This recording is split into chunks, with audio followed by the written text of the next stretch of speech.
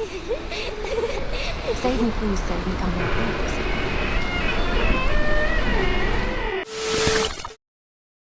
The Airbnb listing said it was peaceful, private, and perfect for a quiet weekend. But nowhere did it mention that the host would be living in a windowless shed just 20 feet away, watching me. The listing looked like a dream, an old converted barn tucked miles away from civilization. The kind of place where the nearest neighbour might be a mile or two through thick trees, but what I actually got was something else. I got there around dusk.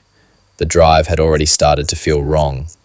Long stretches of broken asphalt, overgrown edges, barely any cell reception. The property itself was beautiful, in a way, but it had this eerie kind of stillness, like even the trees were holding their breath. The host, a man named Warren, met me at the gate. Older guy, flannel shirt, jeans that looked like they hadn't been washed in a week, but tucked in perfectly. There was something off about him. He smiled like it was forced, polite on the surface, but there was nothing behind his eyes. He gave me a quick tour. Kitchen with old mismatched dishes, a clawfoot tub upstairs, wood stove that he insisted I keep burning in case the wind picks up. And then, casually, like it was no big deal, he mentioned the coyotes, said they get bold at night. I assumed he'd be leaving soon, but when I asked, he just stopped and stared at me for a beat too long. Then he said, "Oh, I don't leave. I stay in the shed out back. Don't worry, you won't even know I'm there." The way he said it, it felt practiced, like he'd been waiting to say it exactly like that. From the upstairs window, I spotted the shed. Small, rusted, tucked between the trees. No windows. I remember feeling suddenly very stupid for booking this place. That night, the silence wasn't peaceful. It was thick. No cars, no wind, just the trees creaking every now and then, like the forest was settling around me. I was in bed, trying to read, when I started hearing what I swear sounded like footsteps. Not animal noises, slow, deliberate steps on gravel. I kept telling myself it was just Warren, but why would he be walking around out there in the dark? Then, close to midnight, I heard the front porch creak, one slow step, and then nothing, like someone was standing just outside the door, not knocking, not moving, just waiting. I froze. I listened. Nothing. Still, I crept out of bed, tiptoed to the top of the stairs, and peered down toward the front door. Empty. But when I looked out the side window, I saw something move near the shed. Just a flicker of motion. Just enough to remind me I wasn't alone out here. The next morning, I stepped outside with a cup of coffee and glanced toward the shed. The door was shut, but something else caught my eye. Warren suddenly appeared from behind the cabin, holding a rusty lantern and a burlap sack that looked way too heavy for one hand. "Morning," he said, like nothing had happened. I asked if he was okay. He just smiled that fake, too wide smile and nodded once. I didn't ask what was in the sack. I really didn't want to know. What creeped me out more was how refreshed he looked, like he'd gotten a full night's sleep, except I knew he hadn't. Later that afternoon, I took a walk through the woods to clear my head. There were trail markers on the welcome sheet, but most of the forest felt untouched, like no one had walked there in years. I came across what looked like old stone markers and rusted scraps of something, farm equipment maybe, or something older. But the real gut punch came when I got back. Something new was nailed to a tree outside the cabin. A wind chime, made out of bones. I asked Warren about it, tried to laugh it off. He just said, "Keeps the forest quiet," and went back inside. That night, I locked everything, even dragged a chair under the front doorknob. There was no deadbolt, just a flimsy knob lock and a hook latch. I stayed up listening, waiting, knowing this wasn't over. And I was right. I booked a small Airbnb in Northern California while attending my cousin's wedding. I didn't want to stay with family. I just wanted space and quiet after the chaos I'd been dealing with back home. The listing was cheap, had decent reviews, and looked charming. Nothing fancy, just a basement studio with a private entrance. The host, Melissa, lived upstairs.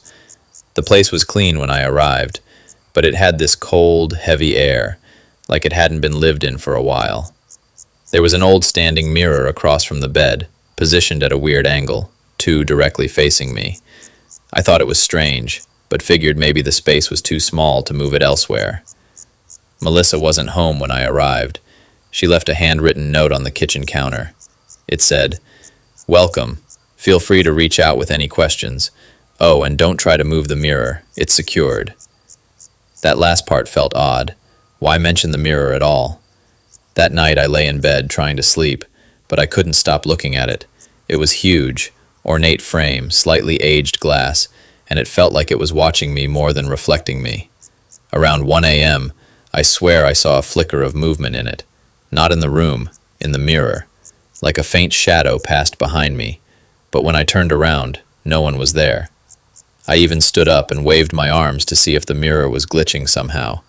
Nothing. I decided to ignore it, chalked it up to travel exhaustion. But just before falling asleep, I heard footsteps above me. Slow, deliberate, pacing in the room upstairs.